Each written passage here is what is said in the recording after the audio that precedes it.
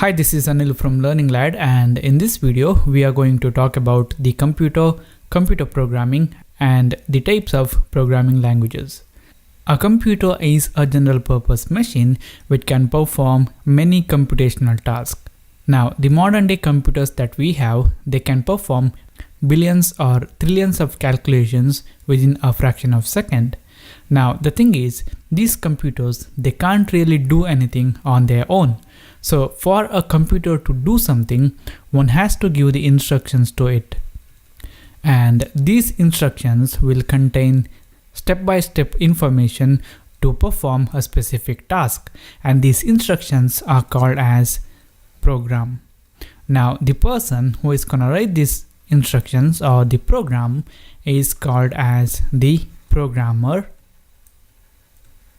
And here the programmer will write the instruction or the program, and the computer will execute that, or computer will work on that instructions.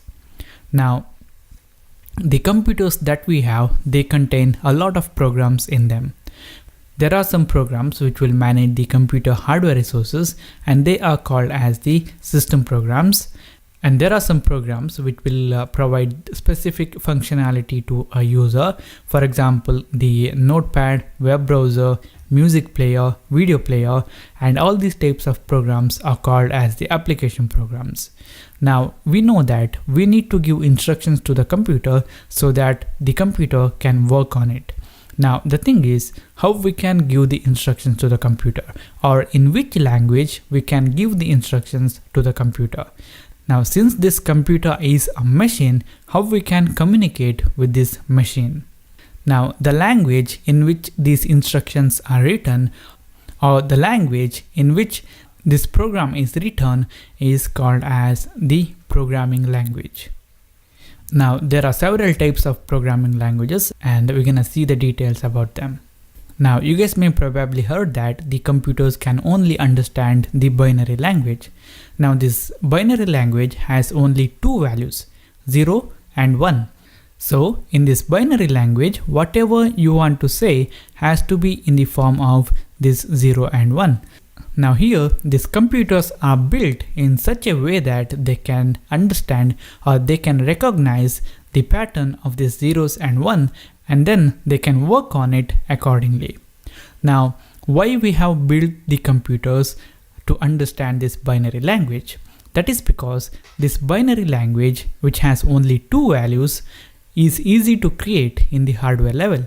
For example, if we have a wire, and if the current is flowing through this wire, then we can say it is 1.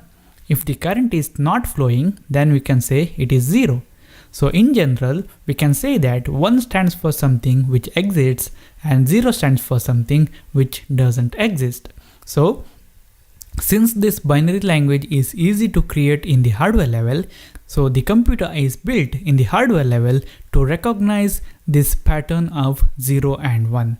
And while building the computer, for a specific pattern of 0 and 1, a specific set of operations are defined. So when the computer will see a specific pattern of 0 and 1, it knows what it has to do. So now the computers can understand this binary language, and this binary language which the computers understand are also called as the machine language. Now let's see the types of programming languages available. Now in this modern day, we have a lot of programming languages available. So let's take a look at the types of programming languages. So the first type of programming language, or the language in which we can communicate with the computer, is the language which the computer understands. Now all of you know that these computers can understand this binary language or the machine language, which is the combination of zeros and ones. So the first type of programming languages is the machine level language. And in this machine level language, we have the instruction in the form of 0 and 1. So whatever you want to say has to be in the form of 0 and 1. And since the computers are built in such a way that they can recognize these zeros and 1 and perform some specific operation on that combination of zeros and 1s, we can communicate with this computer in this language. Now the problem with this machine level language is, in order to program in this machine level language, one has to know everything about the computer. So here the programmer is directly dealing with the hardware level. So he is directly working on the memory and the data. So the programmer needs to know everything about the computer processor, the computer architecture, everything about that he has to know. And that's why this machine level language is a bit difficult to learn. And also think about this. Let's say you want to write a program in the machine level language, or you want to give instructions to the computer in the machine level language. And your program consists of 1000 lines. All your instruction will contain this 0 and 1 and this combination of the zeros and ones. First of all, it is difficult to write the program, and also if you make some mistakes in your program, then it is difficult to spot.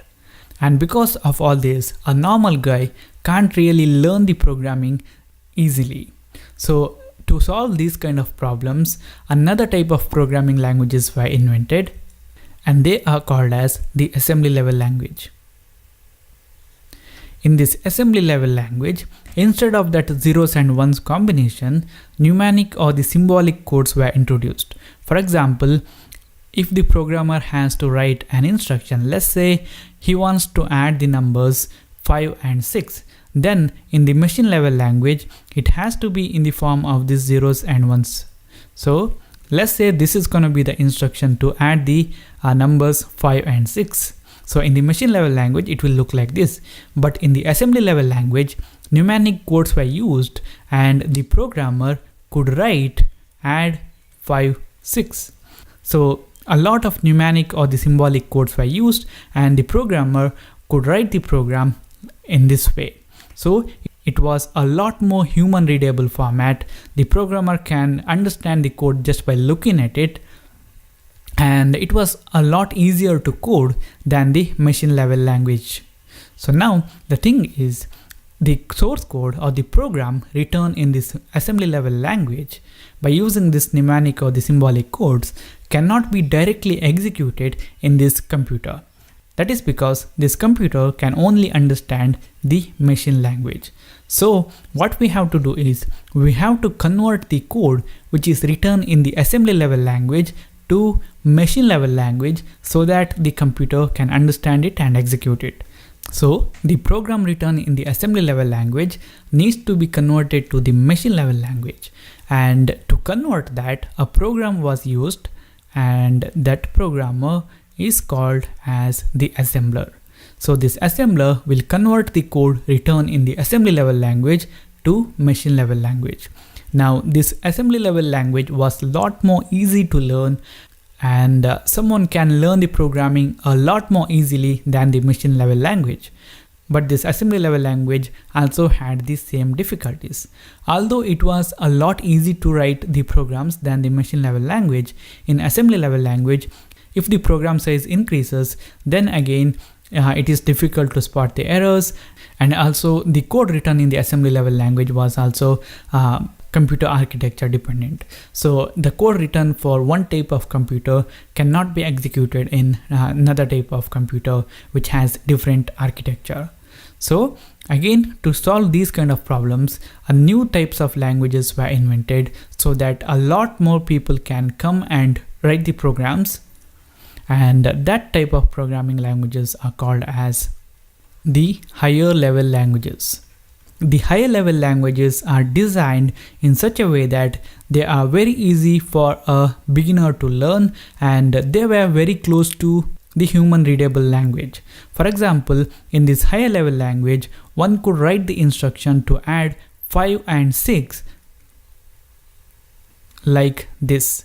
So this 5 plus 6 is a lot more similar to the human language. So just by looking at the code, one can understand what we are trying to do. And since these higher level languages were a lot more easy to learn, many people started learning computer programming and started creating a lot more programs. Now again, the thing is, the program written in the high level language cannot be directly executed in the computer. That is because the computer can only understand the machine language, which can contain 0 and 1. But the higher level language is very close to the human languages. So we have to convert the program which is written in the higher level language to machine language, which the computers can understand and execute. So for these high level languages, there are two ways in which we can convert the source code from high level language to machine level language and execute it.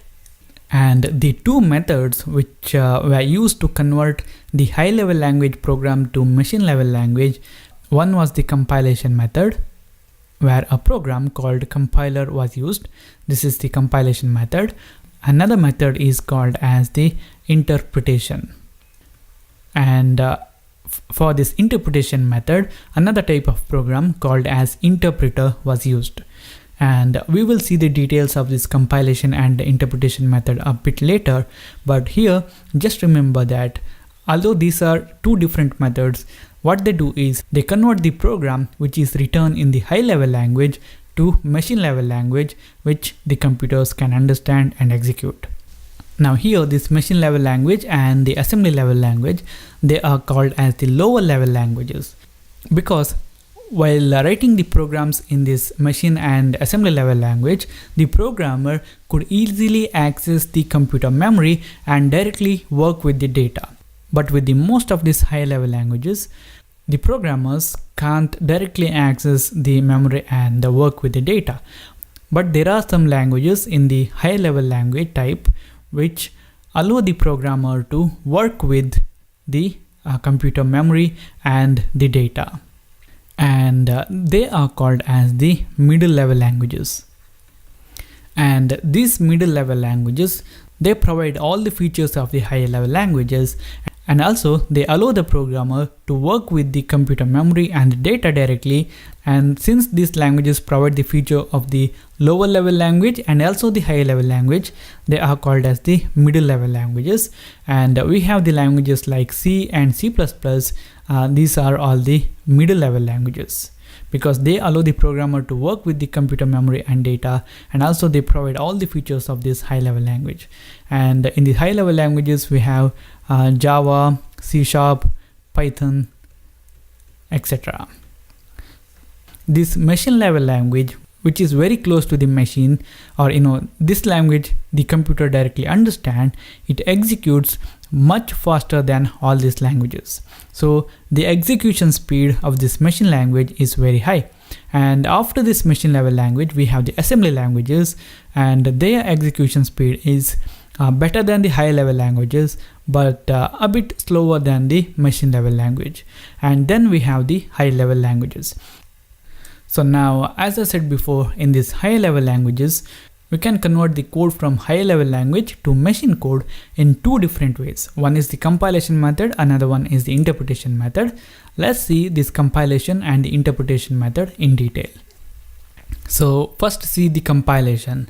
So in the compilation method, a program called compiler is used, and this compiler will take the higher level language program and it will convert that to the machine language.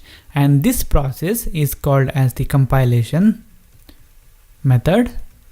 And here what happens is this compiler will read the high level language program.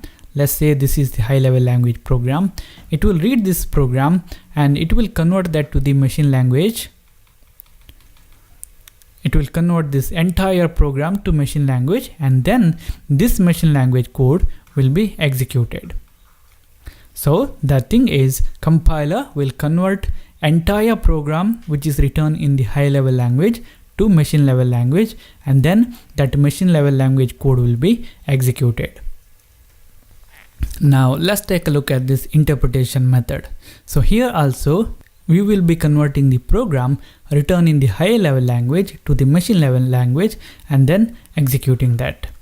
And for that purpose, we will be using a program called as the interpreter, and this process is called as the interpretation. So the process of converting the high level language program to machine language by using the program interpreter is called as the interpretation method. Now here what happens is, let's say this is the source code or the program written in the high level language, and this interpreter, what it does is, first it will read the first line of this source code or the program which is in the high level language, and then it will convert that to the machine code, and then it will execute it immediately. And after that, it will go to the next line of the high level language program. It will read that, it will convert that code, and then it will execute it immediately. And then it will go to the third line, and then again it will convert that code, and then it will execute it.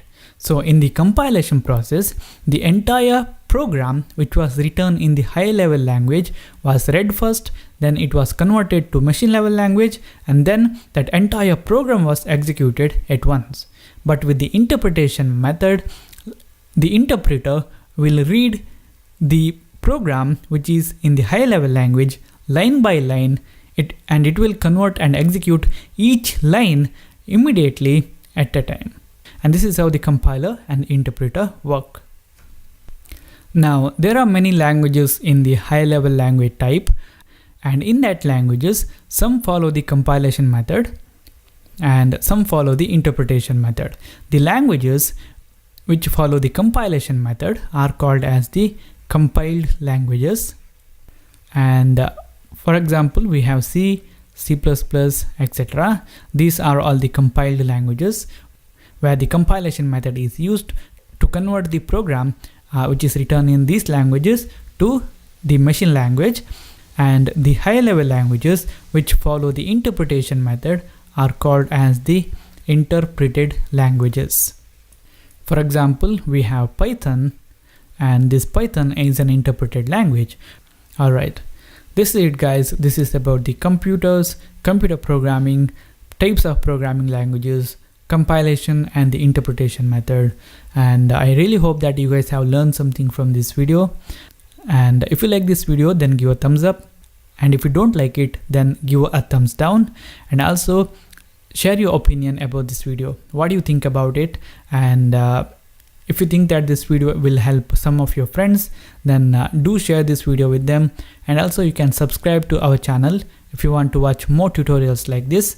And if you subscribe to our channel, then when I upload a new video, you will get notified immediately.